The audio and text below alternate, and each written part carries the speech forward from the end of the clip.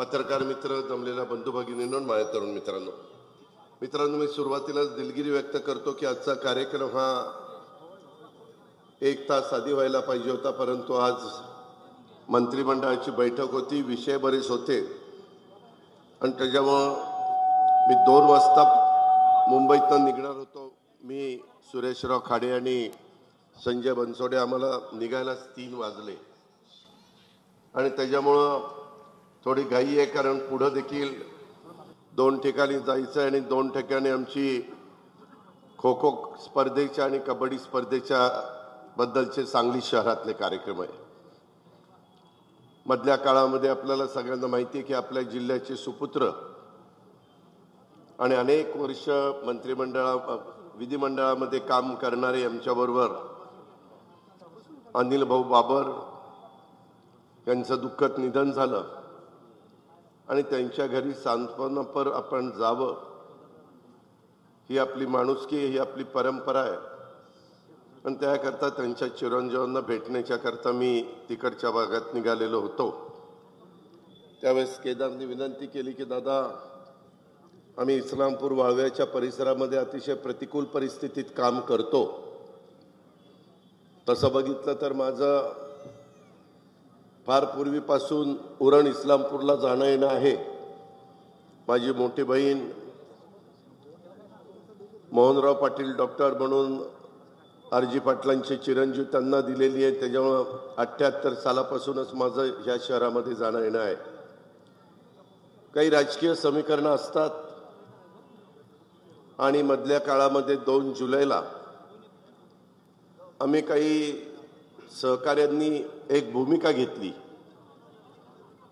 मग त्याच्यामध्ये प्रफुल्ल पटेल असतील, सुनील तटकरे असतील, हसन मुश्रीफ असतील, छगन भुजबळ साहेब असतील, धनंजय मुंडे असतील, संजय बनसोडे असतील, आदिती तटकरे असतील, असे अनेक सहकारी, बाबा आत्राम असेल आणि जवळपास 50-52 आमदारांनी आम्ही भूमिका घेतली, ती उभ्या महाराष्ट्राने बघितली। मित्रांनो, एकंदरीतच देश पातळीवर ज्यावेळेस आम्ही विचार करत असतो त्यावेळेस मी अनेक पंतप्रधानांची कारकीर्द बघितली। आपल्या सगळ्यांना माहिती आहे, मी अतिशय स्पष्ट बोलणारा कार्यकर्ता आहे। प्रश्न अनेक असतात, अडचणी अनेक असतात, त्या सोडवायच्या असतात। मागे 2.5 वर्ष उद्धव ठाकरे साहेबांच्या मंत्रिमंडळामध्ये आम्ही सगळेजण काम करत होतो, परंतु नंतर एकनाथराव शिंदेंनी एक वेगळी भूमिका घेतली आणि त्याच्यातून ते मंत्रिमंडळ त्या ठिकाणी बाजूला गेले। एकनाथरावांच्या नेतृत्वाखालचं मंत्रिमंडळ पुढे आलं। त्या सगळ्या घटनांचे आम्ही साक्षीदार होतो, तुम्ही पण साक्षीदार होता। आणि मग हे सगळं होत असताना देश पातळीवर आज जी काही राजकीय परिस्थिती निर्माण झालेली आहे, नरेंद्र मोदी साहेब पहिल्यांदा पंतप्रधान 2014 साली झाले, उभ्या भारताने त्यांना भरभक्कम पाठिंबा दिला। पुन्हा 2019ला त्यांची निवड देशातल्या जनतेने पूर्ण बहुमताने केली। लोकसभेमध्ये जेवढ्या जागा लागतात 543च्या 50%, त्यापैकी त्याच्यापेक्षा कितीतरी जास्त त्यांना मिळाल्या आणि त्यांनी देशाचं नेतृत्व करत असताना तुमच्या माझ्या देशामध्ये विमानतळ असतील, नॅशनल हायवे असतील, त्याच्यामध्ये वंदे भारत ट्रेन सारख्या नव्या ट्रेन सुरू करण्याचा प्रश्न असेल, बुलेट ट्रेन सुरू करण्याचा प्रश्न असेल, अनेक महत्त्वाचे ब्रिजेस करण्याचा प्रश्न असेल, अटल टनेल म्हणून जम्मू काश्मीरमध्ये झालं त्याच्या संदर्भातलं काम असेल, अशी खूप मोठी प्रचंड मोठी यादी माझ्या गोरगरीब जनतेला घरकुलाचं कार्यक्रम राबवण्याचं काम असेल, घरकुलं देण्याचं काम असेल, उज्ज्वला त्या गॅसमध्ये तो कार्यक्रम असेल, अशा अनेक प्रकारचे कार्यक्रम हे त्यांच्या नेतृत्वाखाली आज देशभरामध्ये चाललेले आपण पाहतो। समोरच्या बाजूला जर आपण बघितलं तर विरोधकांच्या मध्ये एकवाक्यता नाहीये। विरोधक असे इकडे तिकडे सैरावैरा पडतात का काय, अशा प्रकारची परिस्थिती आहे। मध्ये काही दाखवलं की आम्ही सगळेजण एकत्र आहोत, परंतु पश्चिम बंगालच्या मुख्यमंत्री ममता बॅनर्जींनी त्याच्यातलं पहिलं बाहेर पडल्यानं त्या म्हणल्या की बाबा माझं तुमचं जमणार नाही। नितीश कुमारांच्यावर बऱ्याच जणांचं त्या ठिकाणी लक्ष होतं. नितीश कुमारांनी नंतर लालू प्रसाद यादव यांच्या पक्षाची जी काही त्यांची युती होती ती तोडली आणि पुन्हा ते भारतीय जनता पक्षाच्या बरोबर त्यांनी बिहारचं सरकार केलं. मान हे पंजाबचे मुख्यमंत्री आहेत, त्यांनी देखील सांगितलं की आमचं आणि आमच्यातल्या इतरांचं जमणार नाही, आम्ही आमच्या पद्धतीनं निवडणुका लढवणार. त्याचबरोबर केजरीवालांचं पण अजून नक्की काय होणार ते माहिती नाही. इस्लामपूरकरांनो, वाळवाकरांनो, आपला देश जवळपास 125 कोटीपेक्षा जास्त जनता झालेली आहे. अनेक जाती धर्माची लोक गुड्या गोविंदाने इथं राहतात. मागासवर्गीय असतील, आदिवासी असतील, अल्पसंख्याक असतील, बहुजन समाजाचे असतील किंवा कुठल्याही घटकातले असू देत, त्यांना सुरक्षितता मिळाली पाहिजे, त्यांना एक विश्वास वाटला पाहिजे. हे सगळी जर परिस्थिती बघितली आणि जगामध्ये देखील तुमच्या माझ्या देशाचं नाव हे अतिशय गौरवाने इतर देशांनी पण घेतलं पाहिजे. आपल्या देशाच्या पंतप्रधानांच्याकडं त्या ठिकाणी त्यांचा मान सन्मान हा कशा प्रकारे परदेशात गेल्यानंतर त्यांना प्रतिसाद मिळतो, लोक कशा प्रकारे त्यांना भरभक्कम पाठिंबा देतात, हेही आपण पाहिलंय. सातत्याने जनतेशी संपर्क ठेवण्याचा त्यांचा प्रयत्न असतो. रात्रंदिवस काम करत असतात. त्याच्यामध्ये कुठलाही सणवार साजरा न करता सतत विजन हेच की माझा देश इतर देशांच्या तुलनेमध्ये पुढं कसा जाईल, माझ्या देशातला प्रत्येक माणूस हा समाधानी कसा होईल, अशा प्रकारचं सातत्याने त्यांची भूमिका आपण सगळ्यांनी पाहिलेली आहे. आणि त्याच्यामुळंच आम्ही सगळ्यांनी विचार केला की बाबा अशा प्रकारचं नेतृत्व नरेंद्र मोदी साहेबांच्या नेतृत्वाखाली काम करत असताना, देश त्याच्यातनं पुढं चाललेला असताना 2028 पर्यंत तुमच्या माझ्या देशाची अर्थव्यवस्था $5 ट्रिलियन ही करण्याचं त्यांनी ठरवलेलं असताना आपण पण अशा नेत्याच्या पाठीशी उभं राहिलं पाहिजे. आपण पण त्यामध्ये कुठल्याही प्रकारची अडबुटेपणाची भूमिका न घेता त्या बाबतीमध्ये पाठिंबा दिला पाहिजे. आणि हीच भूमिका आम्ही सगळ्यांनी स्वीकारली. आणि त्याच्यातून 2 जुलैला आम्ही ह्या मंत्रिमंडळामध्ये सामील झालो एकनाथराव शिंदे साहेबांच्या. आज पण मंत्रिमंडळामध्ये संजय बनसोडे माझ्या बरोबर आहेत. त्यांना विचारा, अनेक महत्त्वाचे निर्णय आम्ही आजच्या दिवशी देखील घेतलेले आहेत. शेतकऱ्यांचे प्रश्न असतील, विद्यार्थ्यांचे प्रश्न असतील, गरीब घटकाचे प्रश्न असतील, इव्हन त्यामध्ये वयस्कर लोकांच्या बद्दल देखील काही महत्त्वाचे प्रश्न, त्याच्यातल्या खूप मोठे वेगवेगळे प्रश्न सोडवण्याचं काम आजच्या निर्णयाच्या माध्यमातून झालं. पण हे सगळं करत असताना प्रत्येक गावामध्ये, प्रत्येक तालुक्यामध्ये शेवटी तुम्ही ज्या पक्षाच्या माध्यमातून काम करत असता ती संघटना मजबूत असली पाहिजे. आणि त्याच प्रकारे आमचे वैभव पाटील आणि आम्ही सगळेजण आणि त्याच्यामध्ये केदारनी पण पुढाकार घेतला आणि आपल्या इस्लामपूर वाळवा परिसरामध्ये एक पहिल्या मजल्यावर आहे, थोडंसं आत्ता जायला यायला जरा इतर वयस्कर लोकांना अडचणीच आहे, परंतु सुरुवात त्या ठिकाणी केलेली आहे. लिफ्ट देखील आहे आणि त्याच्यातून तुमचे प्रश्न सुटावेत, तुमच्या अडचणी सुटाव्यात. आम्ही अनेक वर्ष सरकारमध्ये काम करणारे कार्यकर्ते आहेत. मी तर 5व्यांदा उपमुख्यमंत्री पदाची शपथ घेतलेली आहे.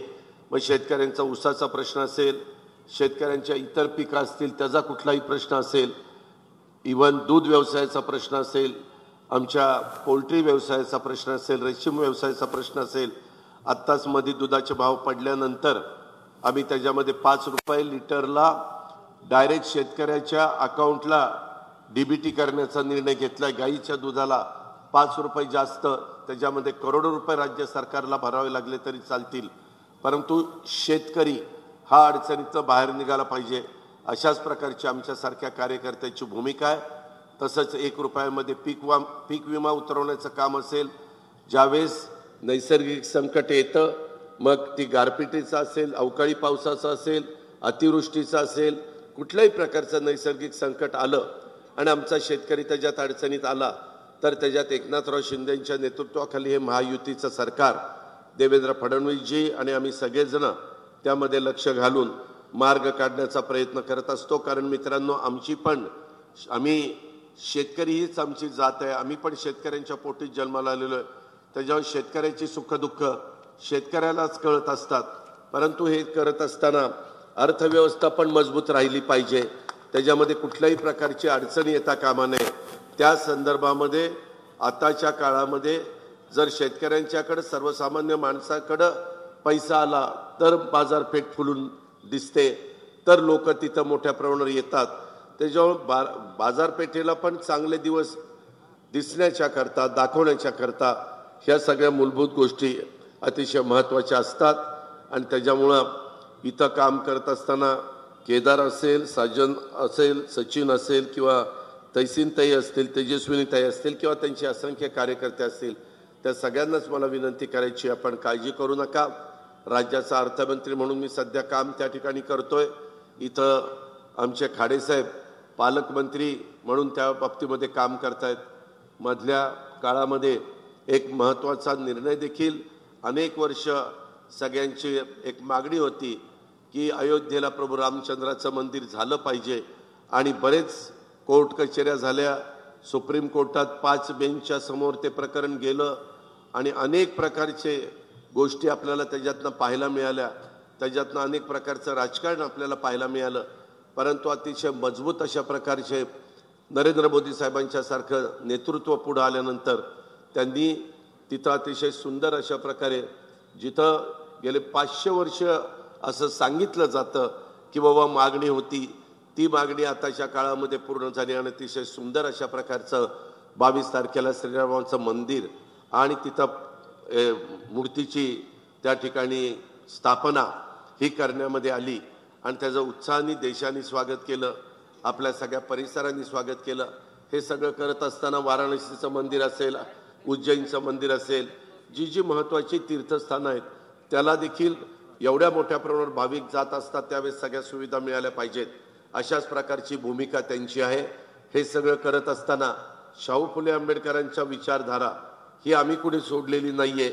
आम्ही त्याच रस्त्याने पुढे चाललो. युगपुरुष छत्रपती शिवाजी महाराजांचाच आदर्श डोळ्यासमोर ठेवून मित्रांनो आम्ही काम करतोय. वाळवा तालुक्याच्या बद्दलचा इतिहास जर बघितला तर वाळवा तालुका क्रांतिकारकांचा, क्रांतीवीरांचा तालुका म्हणून हा ओळखला जातो. या तालुक्यामध्ये क्रांतिसिंह नाना पाटील असतील, यांच्या नेतृत्वाखाली त्या काळामध्ये इंग्रजांना हाकलून देण्याचं काम, मग पद्मभूषण क्रांतीवीर डॉक्टर नागनाथ अण्णा नायकवडे असतील, स्वातंत्र्य सैनिक पांडू मास्तर असतील, हुतात्मा किसन अहिर साहेब असतील, इत्यादींनी केलंय. स्वातंत्र्यपूर्व आणि स्वातंत्र्यानंतर देखील पद्मभूषण क्रांतीवीर डॉक्टर नागनाथ अण्णा नायकवडी यांनी महाराष्ट्रात तसंच देशात देखील गोरगरीब सर्वसामान्य माणसांचे, लोकांना हुतात्मा उद्योग समूह आणि चळवळीच्या माध्यमातून ताकद देण्याचं काम हे केलेलं आहे. ही देखील एक समाधानाची बाब आहे. आज ह्या सगळ्या गोष्टी पुढे नेत असताना प्रत्येक बाबतीमध्ये नवीन पिढी ही देखील पुढे येते, चांगल्या पद्धतीनं त्याच्यामध्ये काम करते. ह्याचंही समाधान आमच्यासारख्या सर्व सहकारी मित्रांना आहे. प्रत्येक वेळेस आम्ही देखील 1999 साली ज्यावेळेस राष्ट्रवादी काँग्रेस पक्षाची स्थापना शिवाजी पार्कला 10 जूनला झाली, त्यावेळेस वेगवेगळे नेतेगण तिथं होते, परंतु आम्ही सगळे ज्युनियर म्हणून तिथं ओळखले जात होतो. त्याच्यानंतरच्या काळामध्ये आम्ही पण सगळ्यांनी आपल्या आपल्या ताकदीने प्रयत्न केले, लोकांचा विश्वास संपादन करण्याचं काम केलं आणि त्याच्यातनं एक महाराष्ट्रातल्या जनतेला देखील आम्हा लोकांची ओळख निर्माण झाली. परंतु ही ओळख होत असताना शेवटी जमिनीवर पाय ठेवूनच चालायचं असतं. सर्वसामान्य जनतेला कधी विसरायचं नसतं. हे स्वर्गीय यशवंतराव चव्हाण साहेबांची जी शिकवण आहे, स्वर्गीय वसंतदादा पाटलांची जी शिकवण आहे, त्या शिकवणींना पुढं जाण्याचं काम मित्रांनो आम्ही सगळेजण करतोय. त्याबद्दल तिळमात्र शंका मनामध्ये बाळगू नका. आम्ही सत्तेला हपापलेले कार्यकर्ते नाहीत. सत्ता येत असते, सत्ता जात असते, ताम्रपट घेऊन कुणीच जन्माला आलेलं नाहीये. पण बहुजन समाजातल्या शेवटच्या माणसाला देखील सत्तेच्या माध्यमातून त्यांचे प्रश्न सुटले गेले पाहिजेत, हाच दृष्टिकोन ठेवून आज 50-52 आमदारांनी आम्ही अशा प्रकारची भूमिका त्या ठिकाणी घेतली आणि त्या भूमिकेचं स्वागत हे महाराष्ट्रामध्ये फिरत असताना अनेक ठिकाणी पाहायला मिळालं। इथं देखील तसं बघितलं तर सभेचा वगैरे कार्यक्रम नव्हता। मी केदारला सांगितलेलं होतं की जाताना फक्त आम्ही फीत कापू आणि पुढे निघून जाऊ, परंतु तुम्ही सगळेजण मोठ्या संख्येने इथं उपस्थित होतात म्हणून मी आल्या माईक घेतला। मी आपल्या सगळ्यांचं राष्ट्रवादी काँग्रेस पक्षाच्या वतीनं मनापासून स्वागत करतो। उद्याच्या लोकसभेच्या विधानसभेच्या निवडणुका ज्यावेळेस येतील त्यावेळेस महायुतीचे सदस्य म्हणून जे पक्ष आमच्या बरोबर आहेत आम्ही सगळेजण एकत्र बसून चांगल्यात चांगले उमेदवार देण्याचं काम त्या ठिकाणी करणार आहोत। त्यांना आशीर्वाद देण्याचं काम, त्यांना पाठिंबा देण्याचं काम आपण सगळ्यांनी मतदार राजा या नात्याने करावं, ही पण तुम्हाला सगळ्यांना आग्रहाची, नम्रतेची, कळकळीची विनंती करतो।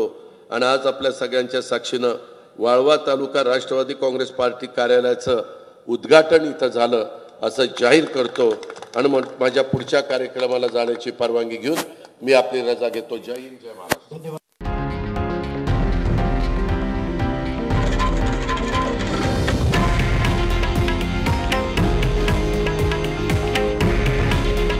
हे आहे देशातील नंबर 1 न्यूज नेटवर्क आणि आपण पाहत आहात TV9 मराठी।